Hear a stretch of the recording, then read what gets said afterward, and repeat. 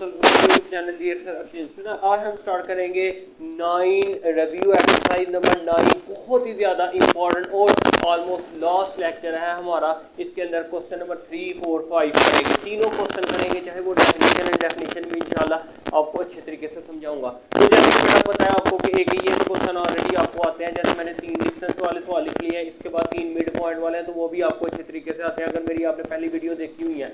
तो ये करने का मकसद ये था कि मैं क्योंकि ये चीज़ को पहले ही बता चुका हूँ, आपको कर चुका हूँ, तो इंशाल्लाह एक क्वेश्चन करूँगा, तो इस वजह से ये भी क्वेश्चन कर रहा हूँ। तो लिहाजा बेटा आपने बच्चों ने सब्सक्राइब नहीं किया वो इस चैनल को सब्सक्राइब करें और चलते हैं हम क्वेश्चन की तरफ। अच्छा बेटा, ये क्वेश्चन जो है क्वेश्चन नंबर 3 के अंदर उसने कहा है find the distance between the following pairs of point. ये जो पॉइंट्स के पेयर दिए गए हैं इसका आपने डिस्टेंस मालूम करना है, डिस्टेंस मालूम करना है। तो बेटा डिस्टेंस मालूम करना आपको आता है, उससे पहले मैं इसका फॉर्मूला लिख लेता हूँ डिस्टेंस का, जो कि आपको आता है फिर भी x2 - x1 का whole square plus y2 - y1 का होल स्क्वायर। अच्छा, ऊपर आता है जी स्क्वायर रूट। अब बेटा हमने करना क्या है, हमने नाम रखने हैं किसके, हम यहाँ पे नाम पहला हमेशा x1, दूसरा y1, फिर x2 और ये y2, ऊपर से देख के वैल्यू पुट कर देंगे। अच्छा, अब यहाँ पे देखें हमारे पास x2 की वैल्यू बेटा क्या है 3, आगे आता है माइनस, तो माइनस लगा लिया। x1 की वैल्यू क्या है 6 होल स्क्वायर प्लस y2 क्या है हमारे पास -3 माइनस y1 की वैल्यू क्या है 3, इसका होल स्क्वायर आ गया। इसी तरीके से प्लस माइनस माइनस, 6 में से 3 निकालें तो -3, साइन बड़ी रकम का माइनस है इस वजह से यहाँ पर आ गया ऊपर स्क्वायर, ये माइनस माइनस हो गया प्लस, तो ये आ गया -6 का होल स्क्वायर, ऊपर आ गया स्क्वायर रूट। ये 2 दफ़ा हम मल्टीप्लाई करेंगे, -3 मल्टीप्लाई -3, तो ये आएगा 9 प्लस और ये आता है हमारे पास 36, 6 6 36 और ये बनता है हमारे पास 45। ये भी ठीक है, लेकिन अगर आप इसको एलसीएम लेके भी सॉल्व करें या कैलकुलेटर में डायरेक्ट करके भी सॉल्व करें तो वो भी बेहतर है। एक्सरसाइज ये कोशिश करेंगे बुक के साथ मैच कर लें। 3 1 3 और एक कैरी आ गया 3 5 15, फिर 3 से 3 5 और ये अंदर आ जाएगा जी 3 × 5, ये हम लिख सकते हैं जी 45 की जगह, जिसका पेयर बन जाए वो बाहर, तो ये आ जाएगा जी 3√5 जो ये इस वजह से बाहर आ जाता है क्योंकि ये इस तरह स्क्वायर कट हो जाता है, तो 3 बाहर आ जाएगा। आप कैलकुलेटर पे लेके डायरेक्ट ये आंसर लिख लें, ये भी ठीक है। अच्छा बेटा, इस दूसरे क्वेश्चन की तरफ चलते हैं, यानी क्वेश्चन नंबर 3 का दूसरा पार्ट। नाम रखते हैं और क्वेश्चन करते हैं x1 y1 x2 y2। तो बेटा ऑलरेडी जो है इसका मैंने लेट नहीं किया ए बी, तो यहाँ पर ए अगर आप डिस्टेंस भी लिख के फिर भी सॉल्व कर सकते हैं। अगर ए बी भी इनका नाम रख ले, इसका ए रख ले, इसका बी, ताकि आप यहाँ पे लिख ले ए और बी का डिस्टेंस। इसके ऊपर बेटा फार्मूला लिखा हुआ है तो मैं इसी से देख के कर देता हूँ। ब्रैकेट पेपर में फार्मूला जरूरी नहीं होता, लेकिन क्वेश्चन अच्छे तरीके से आपने करना है। x2 की वैल्यू बेटा हमारे पास 1 है, आगे माइनस है तो माइनस लगा दिया। x1 की वैल्यू हमारे पास क्या है 7, तो 7 लगा दिया, प्लस y2 की वैल्यू क्या है हमारे पास -1, फिर y1 की वैल्यू क्या है हमारे पास 5, इसका होल स्क्वायर आ गया, और यहाँ पर प्लस माइनस माइनस और 7 में से 1 निकालेंगे तो 6, साइन बड़ी रकम का 7 बड़ा इसके साथ माइनस है तो माइनस आ गया। इसी तरीके से माइनस माइनस हो गया प्लस, ये -6 का होल स्क्वायर आ गया। ये बेटा आ गया हमारे पास 36 और ये भी हमारे पास कितना आ गया 36, और ये हम अच्छा बेटा 36 और 36 हमारे पास आ गया 72। अब देखें इसका आप स्क्वायर ले, परफेक्ट स्क्वायर, जो भी जवाब आता है साइंटिफिक कैलकुलेटर से लें। अगर आप दूसरे कैलकुलेटर से लेंगे ना जो साइंटिफिक नहीं होगा तो वो पॉइंट में आ जाएगा। वैसे तो पॉइंट में भी ठीक होता है, लेकिन पॉइंट में दरअसल आंसर पीछे नहीं लिखे हुए, तो इस वजह से कोशिश करें बुक के साथ मैच कर लिया करें। दूसरे कैलकुलेटर से लेंगे तो आ जाएगा। अगर आपके पास वो कैलकुलेटर नहीं है तो एलसीएम काट लें। 2 3 और 12 बन गया, 2 6 12, फिर 2 से 2 1 2 8, फिर 2 से 2 9, फिर आगे 3 से 3 3, फिर 3 से 3 1। अब जो भी अंदर लिख बने हैं हमारे पास 3 2 है और 2 हमारे पास 3 आ गया, 3 2 है। अब इसके जो पेयर बनते हैं 2 2 के बनाने हैं, क्योंकि स्क्वायर रूट या 3 पॉइंट में सिखा चुका हूँ। जिसका पेयर बन जाए वो बाहर, 2 और 3 बाहर आ गया, अंदर आ गया √2, जो अब आ गया 6√2। अगर आप कैलकुलेटर साइंटिफिक से ये लिख के आगे डायरेक्ट ये लिखेंगे ना तो आपका यही डायरेक्ट जवाब आ जाएगा, ठीक है 6√2। अच्छा, अब लास्ट क्वेश्चन पार्ट का फिर हम करेंगे जी क्वेश्चन नंबर 4। ये भी बेटा इसी तरीके से ए बी हम लिख लेते हैं। डिस्टेंस इसका नाम रख ले ए, इसका नाम रख ले बी, नाम रखें जी x1 y1 x2 y2। तो हम लिखते हैं minus x1, x2 minus x1 0 है तो 0 आ गया, प्लस इसका होल स्क्वायर भी है, y2 माइनस y2 हमारे पास -3 है ये, और y1 जो है वो 0 ही है, होल स्क्वायर आ गया। इसी तरीके से बेटा -4 ये आ जाएगा इसका होल स्क्वायर, प्लस ये -3 ही आ जाएगा इसका होल स्क्वायर, तो ये आ गया हमारे पास 16, और ये हमारे पास आता है 9, और 16 और 9 क्या होता है 25 का स्क्वायर रूट लिया जाए, करेक्ट जो है वो 5 आता है। लिहाजा बेटा ये तीनों के तीनों डिस्टेंस वाले क्वेश्चन कर दिए हैं। इस तरह क्वेश्चन नंबर 3 हमारा कंप्लीट हो गया। इसी तरीके से आपने पहले वीडियो मेरी अच्छे तरीके से सीखी हुई है, डिस्टेंस 9.1 के अंदर डिटेल से सिखा गए हूँ, मिड पॉइंट 9.3 के अंदर सिखा गए हूँ, अच्छे तरीके से सारे लॉन्ग क्वेश्चन भी किए थे। जिन बच्चों ने पहले से फॉलो किया हुआ है वो देख रहे हैं तो उनके लिए तो बहुत ज़्यादा आसानी है, जो पहली दफ़ा देख रहे हैं प्लीज़ वो ज़रूर करें क्वेश्चन, वो भी इंपॉर्टेंट है। इसके बाद बेटा हम करते हैं क्वेश्चन नंबर 4, वो मिड पॉइंट वाले 3 सवाल है तो वो भी इंशाल्लाह, और फिर एक रह जाएगा क्वेश्चन नंबर 5 डेफिनेशन का, वो भी इसी के अंदर मैं समझा दूंगा, और ये जो है ना हमारी यानी चैप्टर नंबर 9 जो है हमारा कंप्लीट हो जाएगा, और फिर इंशाल्लाह नेक्स्ट चैप्टर करेंगे। चलते हैं बेटा क्वेश्चन नंबर 4। तो बेटा क्वेश्चन नंबर 4 का पहला पार्ट करने लगे, यहाँ पे find the mid point between the following pairs of point, जो पेयर ऑफ पॉइंट ये है मिड पॉइंट का मैं एक दफ़ा फार्मूला लिख देता हूँ, फिर हम 1 बाय 1 क्वेश्चन करते जाएंगे, बहुत ही ज़्यादा आसान है। यहाँ पे मैं लिखता हूँ G mid point of A B इस वजह से लिखता हूँ कि एक का नाम हमने ए रखना है और दूसरे का नाम बी। अच्छा यहाँ पे एम लिखते हैं और यहाँ पे लिखते हैं x1 जमा x2 ओवर 2, इसका फार्मूला डिफरेंट है, y1 जमा y2 ओवर 2। इसके बाद यहाँ पे बेटा हम नाम रखने हैं x1 y1 x2 y2। अच्छा यहाँ पे बेटा करते हैं जी, यहाँ पे लिखा हमने m1 x1 हमारे पास 6 है, x2 हमारे पास क्या है 4 और नीचे आ गया 2, y1 हमारे पास क्या है जी 6 और y2 हमारे पास क्या है जी -2, नीचे आ गया 2। इसी तरीके से बेटा अब ये 6 और 4 बन गया 10, और ये हमारे पास प्लस माइनस 6 - 2 किया जाए तो आपको पता क्या आता है 4, ये आप कैलकुलेट से भी कर सकते हैं। और ये बेटा फाइनली हमारे पास जवाब आ गया 2 1 2 2 5 ये 5, और ये हमारे 2 1 2 2 2 4। ये सिंपल सा मिड पॉइंट का पेयर जो है ना, इसका मिड पॉइंट हमने निकाल दिया, दो पेयर पॉइंट्स के दरमियान मिड पॉइंट, इसका भी हमने निकालना है। तो यहाँ पे लिखता हूँ मैं, फॉर्मूला हमने लिखा हुआ है, अब फॉर्मूले को बगैर ही करते हैं, mid point of A B M, ठीक है। यहाँ पे मिड पॉइंट आते हैं, नाम रखे जी x1 y1 x2 y2, पहला नंबर हमेशा x का, दूसरा y का, x का y का, फिर लेकिन दो ज्यादा पॉइंट आ जाए, एक और होता तो x3 y3 कर देना था। अब यहाँ पे लिखते हैं x1 जमा y1, x1 आ गया 5 प्लस ये आ गया -7 ओवर 2, ठीक है। ये देखें x1 लिखा, आगे प्लस है तो प्लस डाला, x2 माइनस है इस वजह से ब्रैकेट लगा लिया। यहाँ पे भी क्या आएगा जी y1 हमारे पास क्या है जी -7 प्लस y2 हमारे पास क्या है जी -5 और नीचे आ गया 2,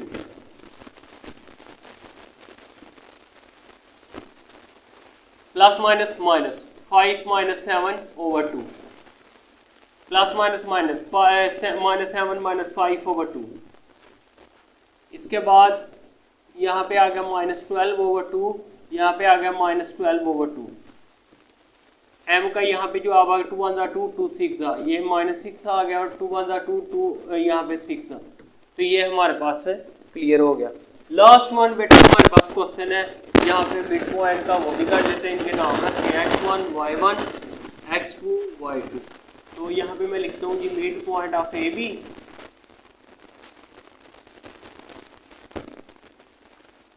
तो फॉर्मूला आपको पता है, जमा करते हैं 8 जमा 0 ओवर 2 x1 जमा x2 y1 जमा y2, ये 12 है ओवर 2 आ गया। इसी तरीके से 8 ओवर 2 और ये प्लस माइनस ये आ गया -12 ओवर 2, ठीक है। 0 के साथ में 0 -12 आपको पता है -12 भी आता है, 2 1 2 2 4 8, यहाँ पे आ गया 4, ये मिड पॉइंट को शो करते हैं, 2 1 2 2 6 12, ये आ गया -6। तो फाइनली बेटा ये भी हमारा क्वेश्चन कंप्लीट हो चुका है। क्वेश्चन नंबर 3 और क्वेश्चन नंबर 4, अगर आपको नहीं समझ आती बेटा आप वीडियो को पीछे करके दोबारा देख सकते हैं। यहाँ पे जितनी मर्जी दफ़ा पीछे करें आपको कोई शर्मिंदगी महसूस नहीं होगी, कोई आपको पूछने वाला नहीं कि बार बार समझाने से आपको नहीं समझ आ रही। पीछे भी मैंने बड़ी डिटेल से क्वेश्चन कराए, ये मुझे पता है मेरे बच्चों को ऑलरेडी आते हैं, इस वजह से मैंने थोड़ी सी जल्दी जल्दी कर दिया। ये क्वेश्चन नंबर हमारे पास, क्योंकि इसमें से जो पेपर में ज़्यादा मोस्टली 2 क्वेश्चन आते हैं, उनमें से बहुत सारी डेफिनेशन होती है, एक सवाल। अगर डेफिनेशन ज़रा कम आती है तो फिर हमारे पास डिस्टेंस का एक पॉइंट का सवाल आता है। मोस्टली यही आती है, अगर ना आए फिर डेफिनेशन आती है। तो डेफिनेशन भी समझने से आती है। एक दफ़ा आप समझ लेंगे डेफिनेशनों को तो आपको समझनी पड़ेगी, फिर आगे वो भी आ जाएंगी, यानी कि एक दफ़ा समझने से ही आ जाएंगी। चलते हैं बेटा क्वेश्चन नंबर 5 की तरफ, और आज का हमारा लास्ट क्वेश्चन है और इस चैप्टर का लास्ट क्वेश्चन है, और फिर इंशाल्लाह हम नेक्स्ट चैप्टर स्टार्ट करते हैं। चलते हैं बेटा क्वेश्चन नंबर 5 की तरफ। अच्छा, तो बेटा क्वेश्चन नंबर 5 में डिफाइन द फॉलोइंग, ये तकरीबन उसने 8 डेफिनेशन पूछी हुई है। अगर पेपर में इन 8 में से मोस्टली ज़्यादा चांसेस दिए हैं कि इन्हीं 8 में से क्वेश्चन आपको आएगा, अगर डिस्टेंस और मिड पॉइंट का सवाल ना आए तो 100% कन्फर्म है, इंशाल्लाह ताला आपको पता चल जाएगा। पहली हमारे पास डेफिनेशन है कोऑर्डिनेट ज्योमेट्री। मैंने चैप्टर के स्टार्ट में बिल्कुल डिटेल से बताया था, लेकिन फिर भी बताऊंगा, और पेज नंबर होगा बुक का ही 289 के ऊपर, पीछे समरी होगी, वहाँ पे भी ये डेफिनेशन लिखी हुई है सारी की सारी, लेकिन मैं आपको यहाँ पे समझाऊंगा। सबसे पहले हम डेफिनेशन करते हैं जी, हमारे पास जो सामने आ रही है हमारे डेफिनेशन पहली कोऑर्डिनेट ज्योमेट्री। कोऑर्डिनेट ज्योमेट्री क्या होता है, इसमें 2 नंबर होते हैं, एक होता है एक्स और एक होता है वाई, और जब इसको हम कोऑर्डिनेट की शक्ल देनी हो तो हम इसके ऊपर ब्रैकेट लगा लेते हैं, ये एक पेयर होता है। This is called coordinate geometry of point. जो फर्स्ट पॉइंट है इसको बोलते हैं एक्स कोऑर्डिनेट। क्या बोलते हैं? X coordinate. अगर ये एक्स कोऑर्डिनेट है ना, और ये क्या है? Y coordinate. हम कहेंगे X coordinate is called abscissa, इसका नाम होता है अबसीसा, इसको अबसीसा भी बोलते हैं। और ये होता है वाई कोऑर्डिनेट, और वाई कोऑर्डिनेट का जो दूसरा नाम होता है उसको बोलते हैं ऑर्डिनेट। क्या बोलते हैं? ऑर्डिनेट। और ये दोनों मिले तो बनता है कोऑर्डिनेट ऑफ पॉइंट। तो ये बेटा ये बहुत ज़्यादा आसान थी, फिर मैं बोल रहा हूँ, आप मेरे अल्फाजों को नोट कर सकते हैं। The real numbers, pairs of real numbers x and y, फिर हम उसको पेयर्स के अंदर लिखेंगे, pairs of point x y is called coordinate geometry of a point. The first number x is called x coordinate यानी abscissa, and second number is y coordinate is called ordinate. तो ये जो है this is called coordinate geometry, और definition ये भी paper में आ जाती है कि abscissa और ordinate में क्या डिफरेंस है।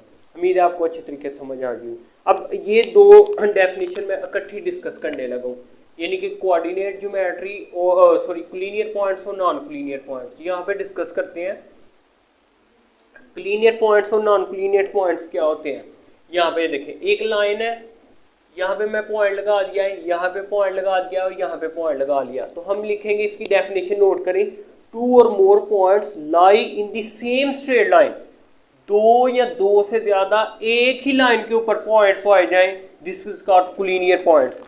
देखें, 2 और more points lie in the same straight line, एक ही लाइन के ऊपर 2 या 2 से ज्यादा पॉइंट पाए जाएं, this is called collinear point. Otherwise अगर लाइन से हट के कहीं पे पाया गया, लाइन के ऊपर हो सकता है, नीचे हो सकता है, इधर हो सकता है, तो this is called non collinear points. इसी के अंदर आप लिख लें अदरवाइज नॉन कोलिनियर पॉइंट्स, और आगे ये जो है ना आप डायग्राम भी बना सकते हैं।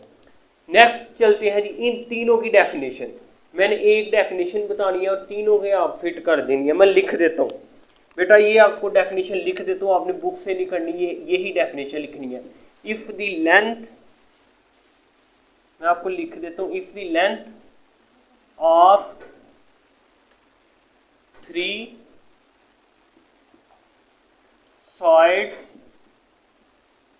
are equal, then the triangle is called equilateral triangle। क्या होगी? Equilateral triangle. अच्छा बेटा, मैंने लिखा क्या है, मैं बताने लगूं कि अगर if the length of 3 sides, triangle की कितनी साइड्स होती है? 3। देखिए ये लफ्ज ही शो करता है कि इसका मतलब क्या है। ट्राई का मतलब क्या होता है? 3। एंगल का मतलब होता है एंगल, यानी 3 एंगल वाली डायग्राम जो है वो क्या कहलाती है? ट्राइंगल। ऐसी ट्राइंगल जिसकी 3 साइडें आपस में क्या हो? बराबर हो, ठीक है। और आपस में बराबर हो, ये भी साइड की मेजरमेंट्स आपस में बराबर हो। If the length of three sides are equal then the triangle, ये फिर जो ट्राइंगल होगी वो इक्वलेटर ट्राइंगल होगी। अगर आ जाए स्केल इन ट्राइंगल तो बस आपने इक्वल की जगह क्या लिख देना है, डिफरेंट।